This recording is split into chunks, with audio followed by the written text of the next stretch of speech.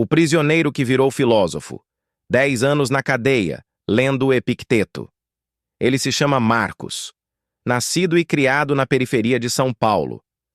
A infância dele foi um retrato das estatísticas. Pobreza, violência, ausência de oportunidades. Desde cedo.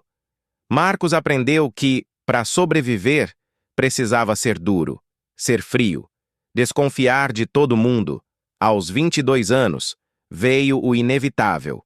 Uma briga num bar, uma arma, um disparo. Marcos foi condenado a 15 anos de prisão, tentativa de homicídio. O primeiro ano dentro da cadeia foi um mergulho no inferno. Brigas diárias, isolamento, o som das grades, o cheiro da cela, o peso das próprias escolhas. No meio desse caos, um dia, durante o banho de sol, Marcos viu um dos presos mais antigos lendo um livro todo amassado, de capa rasgada. Curioso, se aproximou e perguntou: "O que você está lendo aí?"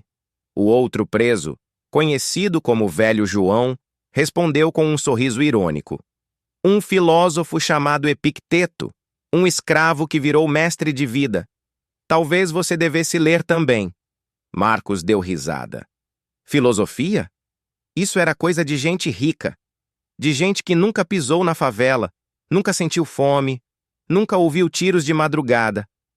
Mas, dias depois, por pura curiosidade, pediu o livro emprestado. E na primeira página, leu uma frase que ficaria gravada na mente dele para sempre.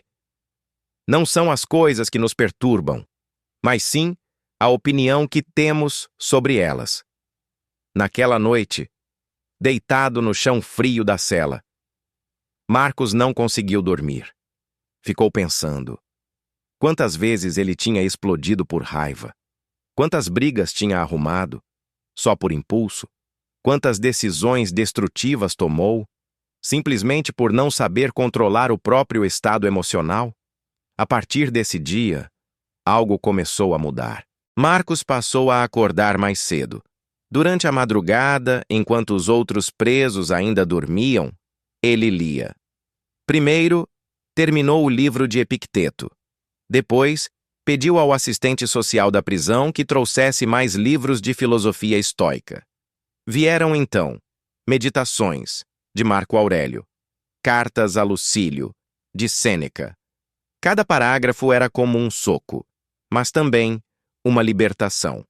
Pela primeira vez na vida, Marcos percebeu que, mesmo atrás das grades, tinha controle sobre uma coisa: sua mente. Os anos foram passando. A cada manhã, ele escrevia em um caderno velho, uma espécie de diário de autodomínio. Se alguém o provocava, ele respirava, refletia e escolhia o silêncio. Quando a ansiedade batia, ele recitava mentalmente: aceite o que você não pode controlar, foque apenas nas suas ações. A transformação era visível. Outros presos começaram a notar. Ô Marcos, o que aconteceu contigo? Virou pastor agora? Ele sorria e respondia: só tô tentando ser um pouco menos idiota do que eu era antes. Em uma das audiências para a progressão de pena, o juiz olhou os relatórios sobre o comportamento de Marcos e disse em voz alta na sala: pela primeira vez em anos, vejo um preso com um verdadeiro processo de mudança interna. Depois de 10 anos, Marcos conseguiu a liberdade condicional. Saiu da prisão com uma mochila nas costas e 3 livros nas mãos: Epicteto, Marco Aurélio e Sêneca.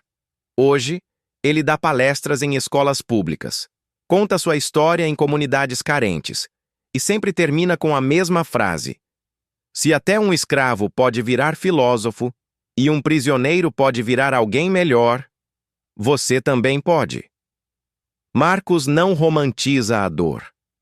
Ele fala sobre as noites em claro, sobre os dias em que pensou em desistir, sobre os amigos que perdeu dentro da cadeia. Mas, em todas as histórias que conta, o estoicismo é o fio condutor. Autodomínio, aceitação da realidade, ação focada na virtude. Se tem uma lição que Marcos deixa, é essa: A verdadeira liberdade não começa com a chave da cela. Ela começa quando você aprende a governar a sua própria mente.